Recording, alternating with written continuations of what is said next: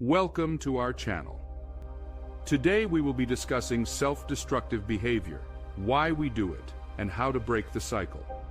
Why do people self-sabotage?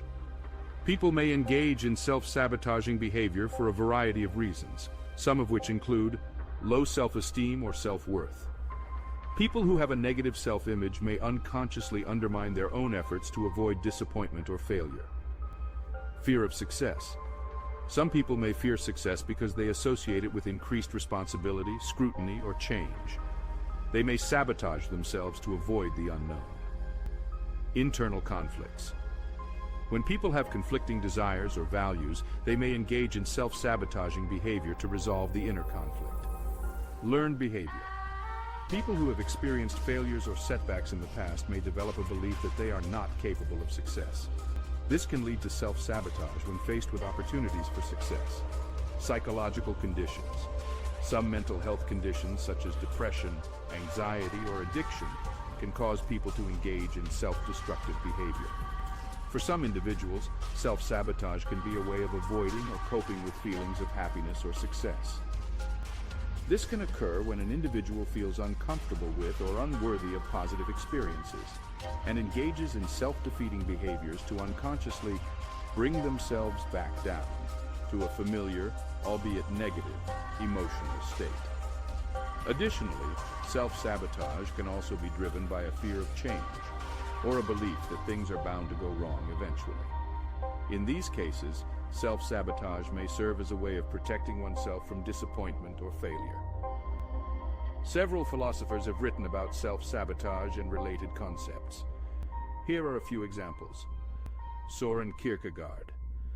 Danish philosopher Kierkegaard wrote about the concept of the sickness unto death, which describes the human condition of feeling stuck in self-defeating patterns and a lack of purpose or meaning. Friedrich Nietzsche. German philosopher Nietzsche wrote about the idea of eternal recurrence, in which individuals repeat the same mistakes and self-sabotaging behaviors.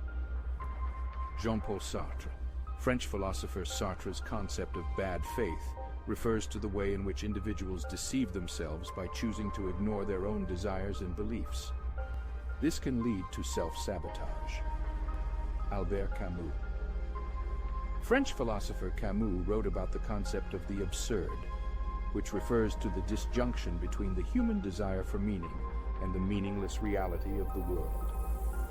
This can lead to feelings of despair and self-sabotage.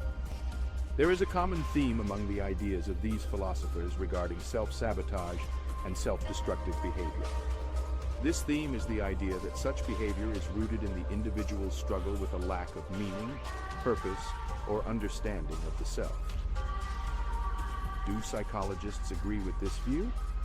Psychologists do have a different perspective on self-sabotage and self-destructive behavior than philosophers. While philosophers tend to focus on the broader existential questions surrounding the motivations for such behavior, psychologists are more likely to focus on the specific psychological factors and processes that contribute to self-sabotage. From a psychological perspective, self-sabotage can be understood as a manifestation of various mental health conditions, such as anxiety, depression, or addiction. For example, individuals with anxiety may engage in self-sabotaging behavior as a way of avoiding feared outcomes or maintaining a sense of control. Additionally, psychologists may view self-sabotage as a result of negative thought patterns, such as perfectionism, self-criticism, or avoidance behaviors. These thought patterns can create a cycle of self-defeating behavior that reinforces negative beliefs about oneself and perpetuates self-sabotage. Both philosophical and psychological perspectives agree that self-sabotage can be driven by deeper psychological or existential issues, such as a lack of meaning or a negative self-image. They also recognize that self-sabotage can be perpetuated by negative thought patterns, such as perfectionism, self-criticism, or avoidance behaviors. Additionally, both philosophical and psychological perspectives acknowledge that self-sabotage can have serious consequences for an individual's mental and physical well-being. and that addressing the underlying causes of such behavior is important for overcoming it. So how do we overcome this issue?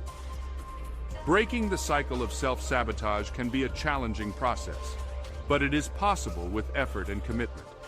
Here are some steps that may be helpful in overcoming self-sabotage. Awareness. The first step in breaking the cycle of self-sabotage is becoming aware of when and why you engage in such behavior. This can involve monitoring your thoughts, feelings, and behaviors, and learning to recognize patterns of self-defeating behavior. Challenge negative thought patterns. Negative thought patterns such as perfectionism or self-criticism can contribute to self-sabotage. Challenging these thoughts by questioning their validity and learning to reframe them in a more positive light can help reduce self-sabotaging behavior. Develop coping skills. Coping skills, such as relaxation techniques or mindfulness, can help individuals manage negative feelings and reduce stress, which can in turn reduce self-sabotaging behavior. Seek support. Talking to a trusted friend, family member, or mental health professional can provide a supportive environment for working through self-sabotage. Establish healthy habits. Establishing healthy habits, such as regular exercise, healthy eating, and good sleep habits, can help improve physical and mental well-being, reducing the likelihood of self-sabotage. Practice self-compassion. Treating oneself with kindness, understanding, and compassion can help reduce self-criticism and improve self-esteem, reducing the likelihood of self-sabotage. So in conclusion, self-sabotage and self-destructive behavior can stem from a variety of reasons such as low self-esteem, fear of success, internal conflicts, learned behavior, and psychological conditions.